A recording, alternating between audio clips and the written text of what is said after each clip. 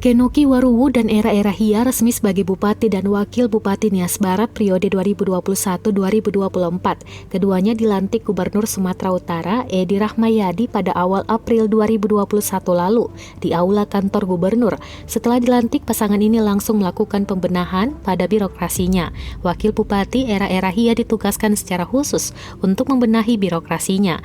Terkini, Era Hia melakukan inspeksi mendadak atau sidak ke dinas-dinas, satu diantaranya ke Dinas Kesehatan.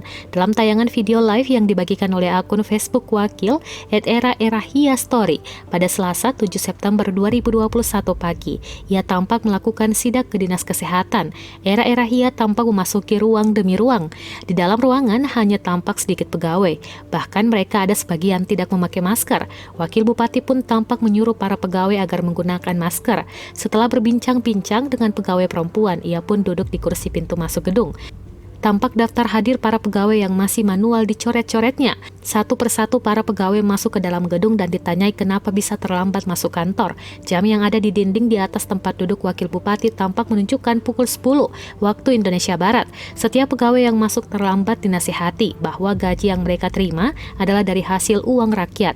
Wakil Bupati Era Hia tampak menunggu kedatangan Kadis Kesehatannya.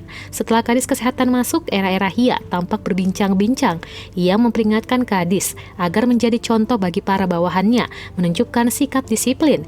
Ia juga mengingatkan Kadis Kesehatan tersebut bahwa Kadis dan Kabid sebelumnya baru saja dicopot karena dianggap tidak layak memimpin Dinas Kesehatan.